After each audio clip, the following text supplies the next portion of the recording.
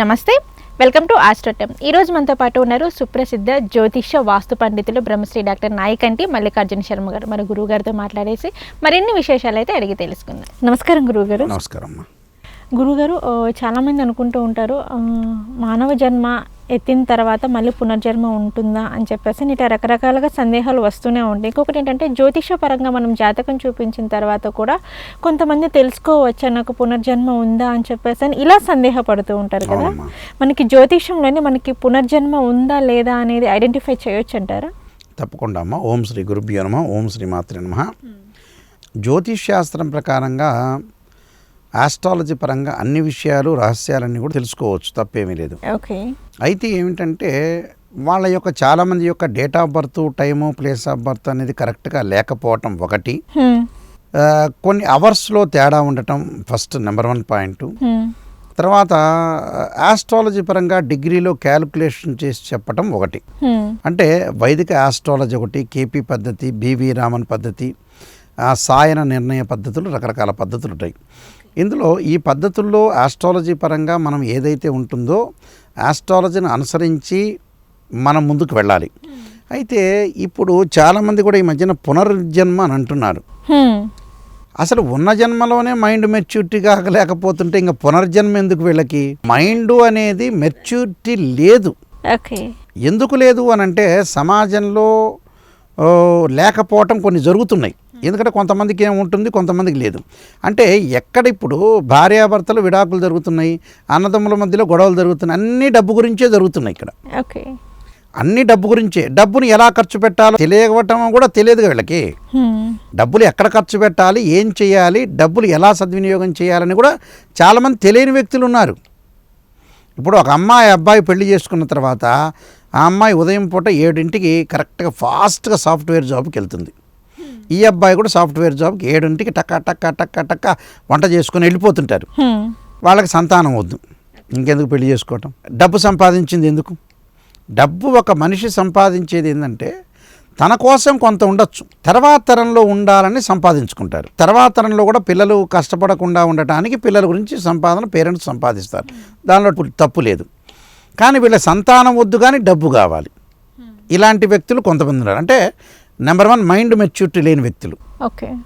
డబ్బును దేనికి ఖర్చు పెట్టాలో తెలియని వాళ్ళు ఉంటారు. ఇప్పుడు కంప్యూటర్ని మంచికి వాడుకోవచ్చు, చెడుకు వాడుకోవచ్చు. ఒక సినిమాలో మంచి చూడొచ్చు, చెడు చూడొచ్చు. ఇలాంటి వాటికి అనాలిసిస్ లేకుండా మైండ్ మెచ్యూరిటీ లేని వాళ్ళు చాలామంది ఉన్నారు ప్రపంచంలో. గ్యారంటీగా ఉన్నారు, అందులో ఏమీ డౌట్ లేదు, సందేహం లేదు. ఇప్పుడు మన కారే వచ్చి వాడే గుద్ది మనల్ని ప్రశ్నిస్తాడుగా, అప్పుడు మైండ్ మెచ్యూరిటీ ఉన్నట్ట? సారీ అని చెప్పి తెలియదులేండి అని చెప్పి వెళ్ళట్లా. ఎదుటివాడు గొడవ పెట్టుకునే లోపల వీడు గొడవ పెట్టుకోవాలి. అది మన ప్రజెంటేషన్. ఇలాంటి వ్యక్తులు చాలామంది ఉంటారు. లౌకిక జ్ఞానం లేని వాళ్ళు, కాంట్రవర్షన్ ఎక్కువగా ఉంటాం, కాంప్రమైజింగ్గా వెళ్ళలేని వాళ్ళు, ఇగో ప్రాబ్లమ్స్, ఎవడు ఏం మాట్లాడుతున్నాడో అనే మెచ్యూరిటీ లేని వాళ్ళు చాలామంది ఉన్నారు. అసలు వాస్తవంగా మానవుడికి పునర్జన్మ అవసరం లేదు, తర్వాత జన్మ అవసరం లేదు. ఈ పునర్జన్మ విషయానికి వస్తే పునర్జన్మ జగద్గురు ఆదిశంకరాచార్య చెప్పినట్టుగా పునరపి జననం పునరపి మరణం అనేది వేదం అయితే చెబుతుంది, ఉంటుంది. ఖచ్చితంగా జన్మ అనేది ఉంటుంది అని అర్థం. కానీ అది మానవుడి రూపంలో పుట్టచ్చు, చీమ రూపంలో పుట్టచ్చు, ఆవు రూపంలో పుట్టచ్చు, లేకపోతే భగవంతుడిలో లీనం కావచ్చు. అంటే ఇలా కాకుండా ఇప్పుడు మానవ జన్మలో మనం ఉన్నాం గురువుగారు, ఇదే మానవ జన్మ ఇంకొకసారి వస్తుందంటారా? వచ్చే అవకాశాలు కూడా ఉంటాయి కదా. అంటే మనిషికి ఆఖరి జన్మ ఇదే ఆఖరి కాదు, మానవుడి ఆఖరి జన్మ లేదు. పునరపి జననం పునరపి మరణం అన్నారు. మళ్ళీ పుట్టచ్చు, మళ్ళీ మరణించాలి. అది జాతకపరంగా, జ్యోతిష్యపరంగా కొన్ని అంశాలు కరెక్ట్గా డేట్ ఆఫ్ బర్త్ తీసుకొని, అంటే పునర్జన్మ గురించి ఎంబటే మనకు ఫోన్ చేయంగానే గురువుగారండి పునర్జన్మ నాకు ఉందనగానే ఎంబటే ఏదో పంచాంగం చూసి చెప్పటం కాదు. దానికి పెద్ద పెద్ద క్యాలిక్యులేషన్ ఉంటుంది, దానికి చూడాలంటే సంవత్సరం కాలం పడుతుంది.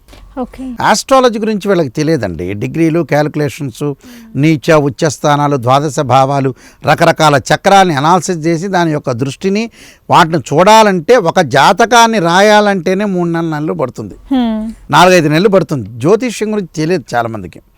ఆస్ట్రాలజీ చాలా రాయాలంటే మామూలు విషయం కాదు. ఇప్పుడు కంప్యూటర్లు వచ్చినాయి, ముందుకెళ్ళిపోతున్నారు, ప్రొడక్షన్ మాత్రం చెబుతున్నారు. కానీ ఒక జన్మం తెలుసుకోవటం జ్యోతిష్య ప్రకారంగా చేయొచ్చు, కానీ సంవత్సర కాలం పడుతుంది. సంవత్సర కాలం ఇతను డబ్బులు ఇవ్వలేడు. ఓకే. ఆయన ఇంట్లోనే కూర్చోవాలి. మరి ఆయన జీవనంగా జరగాలిగా. మరి ఎవరైనా ఇప్పుడు ఒక ఎమ్మెల్యే ఓటేస్తున్నారు, ఒక మినిస్టర్కు ఓటేస్తున్నాడు, వాడు చేసేదంతో చేయందంతో ఎవరికి తెలియదు. కానీ నువ్వు క్యూలో నిలబడి ఒక కారులో వెళ్ళి పెట్రోల్ ఖర్చు చేసుకొని డీజిల్ ఖర్చు చేసుకుని ఓటేస్తావు. వాడు చివరికి ఓటు అయిన తర్వాత ఎంబటే వాడు రేట్లు పెంచుతాడు హ్యాపీగా. నువ్వు చేసేదానికి రిజల్ట్స్ ఇస్తున్నాడు, నువ్వు నాకు ఓటయ్యి నేను రేట్లు పెంచుతున్నా అంటున్నాడు. అలాంటప్పుడు ఒక ఆస్ట్రాలజర్ తెలుసుకోవాలంటే సంవత్సర కాలం పాటు పడుతుంది. పునర్జన్మ ఎంబటే తెలియదు, చాలామంది తెలియదు జాతకం పరంగా. ఆస్ట్రాలజీ పరంగా ఏదో పంచాంగాన్ని వెనక్కి తిప్పితే సరిపోతుంది అని అనుకుంటారు. కానీ గ్రహణాలు, మౌఢ్యాలు, తిథి, వార, నక్షత్ర లెక్కలు వేయాలంటే చాలా కష్టంగా ఉంటుంది. అదే ఆస్ట్రాలజీ పరంగా చూసుకోవాలంటే ఆస్ట్రానమీ, ఖగోళ శాస్త్రం తెలవాలి, మ్యాథమెటికల్ క్యాలిక్యులేషన్ తెలవాలి. ఇవన్నీ తెలిస్తేనే పెద్ద సబ్జెక్టు. వేల పుస్తకాలు ఉన్నాయి ఆస్ట్రాలజీలో. ఆ వేల పుస్తకాల్లో ఒక్కొక్కళ్ళు రాసిన అభిప్రాయం ఒకళ్ళు రాశారు, ఇంకోళ్ళు రాసిన అభిప్రాయం ఇంకోళ్ళు రాయలా. అలాంటి డిఫరెన్స్ కూడా ఉన్నాయి చాలా. ఇప్పుడు ఒక డాక్టర్ ఉంటాడు, ఒక డాక్టరు ఒక ట్యాబ్లెట్ ఇస్తాడు, ఆ డాక్టర్ కాదంటాడు, ఇంకో డాక్టర్ అంటాడు. సైన్స్లో కూడా, బయాలజీలో ప్రాసెస్లో కూడా ఒక డాక్టర్ ఇచ్చింది ఇంకో డాక్టర్ ఇస్తాడా? హైదరాబాద్లో ఒక హాస్పిటల్, కార్పొరేట్ హాస్పిటల్ తీసుకుందాం, ఒక హాస్పిటల్లో ఇచ్చింది ఇంకోటి ఇవ్వడు, ఇంకోటి ఇచ్చింది ఇంకోటి ఇవ్వడు. అంటే జ్యోతిష్యంలో కూడా ఇలానే ఉంటుంది. జ్యోతిష్యంలో కూడా డిఫరెన్సెస్ ఉన్నాయి. ఎందుకలా? డిఫరెన్స్ అంటే ప్రతి సమాజంలో ప్రతిదీ ఉంది. ఆ గుంటూరులో కోర్టు తీర్పిస్తే హైదరాబాద్లో తీర్పు మారదు. అంటే వాళ్ళ ఆలోచనలు బట్టి, తీర్పును బట్టి, సెక్షన్స్ బట్టి మారుతుంటాయి. అలానే ఆస్ట్రాలజీలో కూడా రకరకాల వివిధ అంశాలను క్రోడీకరించారు. ఇలా జరిగితే అలా జరుగుతుంది, ఇలా జరగకపోతే అలా జరగవచ్చేమో అని సైంటిఫిక్ రీజన్స్. ఇవన్నీ కూడా సైంటిఫిక్ ఆలోచనలు. ఆ ఆలోచనలో కూడా రకరకాలుగా మార్పులు జరుగుతుంటాయి. అదే ఆస్ట్రాలజీ పరిపూర్ణంగా తెలిసిన వాళ్ళు ఆస్ట్రాలజీ క్లారిటీగా మ్యాథమెటికల్ క్యాలిక్యులేషన్ చేస్తే పునర్జన్మ తెలుస్తుంది. పునర్జన్మ తెలిసే అవకాశం అనేది ఉంది, కానీ చాలా సుదీర్ఘ టైం పడుతుంది, అంత తేలిక కాదు. ఎంత టైం పడుతుందంటే? సంవత్సర కాలం పైన పడుతుంది. ఒక వ్యక్తి పునర్జన్మ ఉందా లేదని సంవత్సరం పైన పడుతుంది. ఎందుకంత? అంటే అన్ని క్యాలిక్యులేషన్ వేయాలి. ఓకే. ఇప్పుడు క్యాలిక్యులేషన్ ఏంది? రాశి చక్రాన్ని చూడాలి, దాన్ని డివైడ్ చేయాలి, నవాంశ చక్రం చూడాలి, దశమాంశ చక్రం చూడాలి, డిగ్రీలన్నీ క్యాలిక్యులేషన్ చేయాలి, అసలు ఏ దానిలో ఎక్కడ కనపడుతుందో చూడాలి. ఇప్పుడు ఒక కాలుకి బెండుకొచ్చింది, స్కాన్ చేస్తారు, స్కాన్లో బాగలేదు డాక్టర్ గారు మళ్ళీ కనపట్టలేదని సిటీ స్కాన్ చేస్తారు, సిటీ స్కాన్లో బాగలేదని ఎంఆర్ఐ స్కాన్ చేస్తారు. అక్కడ ఎక్స్రే దగ్గర నుంచి scan, city scan, MRI scan.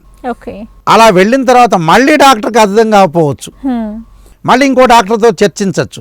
అలాగే ఆస్ట్రాలజీలో కూడా ఒక ఫిజిక్స్లో కానీ, కెమిస్ట్రీలో కానీ, మ్యాథ్స్లో కానీ, ఒక కామర్స్లో కానీ రకరకాల విషయాలు అన్వేషణ చేయాలి. అలాంటి వాటికి ఏంటంటే సుదీర్ఘ కాలం సమయం పట్టే అవకాశం అనేది ఒకటి ఉంటుంది. ఆ సమయం పట్టే వరకు వీళ్ళు ఉండలేరు, వాళ్ళకి డబ్బులు ఇవ్వలేరు, ఇది జరగని పని. ఇప్పుడు ప్రతిదానికి కూడా ఒక ఉంటుంది. ఇప్పుడు పాత రోజుల్లో 60లో 50లో తిరుపతిలో, శ్రీశైలం, అన్నవరం ఏదైనా ఎలా అంటే భక్తితో వెళ్ళేవాళ్ళు. తర్వాత రోజుల్లో 80, 90 తర్వాత 90 తర్వాత భయంతో వెళ్తున్నారు. 2020 తర్వాత ఏంటంటే హైదరాబాద్ నుంచి నేను తిరుపతి వెళ్ళాలి, మధ్యలో కర్నూలు తగులుతుంది, మధ్యలో కడప తగులుతుంది, కర్నూలులో హోటల్లో భోజనం చేయొచ్చు, మధ్యలో డాబాలో వెజిటేబుల్ బిర్యానీ చేయొచ్చు. ఇలాంటి హోమ్ సిక్ హాలిడేస్ అని ఉండేవి. మేము గుంటూరులో చదువుకున్నప్పుడు వాళ్ళ ఊర్లో వెళ్ళేవాళ్ళు. వెళ్ళేటప్పుడు ఏం చేశారంటే హోమ్ సిక్ హాలిడేస్ అని తల్లిదండ్రుల మీద బెంగ ఉండేది, హోమ్ సిక్ హాలిడేస్ అనేవాళ్ళు. హాలిడేస్కి వెళ్ళేవాళ్ళు. వీళ్ళనే పెద్దవాళ్ళు కూడా ఇప్పుడు హైదరాబాద్ మీద బోరు కొట్టి హోమ్ సిక్ హాలిడేస్ అని దేవాలయానికి వెళ్తున్నారు. భక్తితో వెళ్ళేవాళ్ళు తగ్గిపోయారు, భయంతో వెళ్ళటం, ఎంజాయ్మెంట్తో వెళ్ళటం ఎక్కువయ్యారు. అంటే మనం తీసుకునే నిర్ణయం ఎప్పుడు కూడా భగవంతుడి చేతుల్లో ఉండదు, మన చేతుల్లోనే ఉంటుంది. బ్రహ్మ రాసిన రాతను బ్రహ్మ తురపలేడు, కానీ మీరు యజ్ఞయాగాది క్రతువులు, మీరు మంచి పనుల వల్ల మీ యొక్క పూర్వజన్మలో ఉండే కర్మ ఫలితం తొలగిపోతుందని బ్రహ్మే చెప్పాడు. అక్కడ బ్రహ్మ అందరినీ తీసుకొచ్చి హైదరాబాద్లో వీళ్ళున్నారు, హైదరాబాద్లో వాళ్ళు ఉన్నారు, అందరికి పేపర్లు రాసి చిట్టాపద్దులు రాయలా. 193 దేశాలు అందరి పేర్లు ఏం రాయలా. పూర్వజన్మలో ఉండే కర్మ ఫలితం అంతా తొలగించుకోవడానికి మంచి పనులు చేయండి, సహాయం చేయండి, యజ్ఞయాగాది క్రతువులు చేయండి, నన్ను నమ్మండి అని చెప్పాడు. భగవద్గీత ఉంది, పర్సనాలిటీ డెవలప్మెంట్ గురించి చెప్పారుగా భగవద్గీతలో. ఆ పర్సనాలిటీ డెవలప్మెంట్ ఎంతమంది ఆలోచన చేస్తున్నారు? వీళ్ళు ఏం చేస్తున్నారంటే మాలాంటి వాళ్ళ ప్రవచనాలు వింటారు, హ్యాపీగా నిద్రపోతారు. నాయకంటి గారు వింటారు, చాకంటి గారు వింటారు, గరికపాటి వింటారు, తర్వాత సామ్వేల్ షణ్ముఖ శర్మ వింటారు, శంకర్ మంచివారు వింటారు, గార్గేయ గారు వింటారు, వావిలాల్ దామోదర శర్మ వింటారు, ఇవన్నీ వింటారు, నాగనాథ్ గారు వింటారు, ఇవన్నీ వింటారు, నిద్రపోతారు. ఆచరణ అనేది చెయ్యరండి. ఆచరణ వేరు, వీడియో ఎఫెక్ట్ వేరు. ఓకే. చెప్పటం వేరు, చెయ్యటం వేరు. అవును. ఆ చెయ్యటంలో టోటల్గా ఫెయిల్ అయిపోయారు. ఓకే.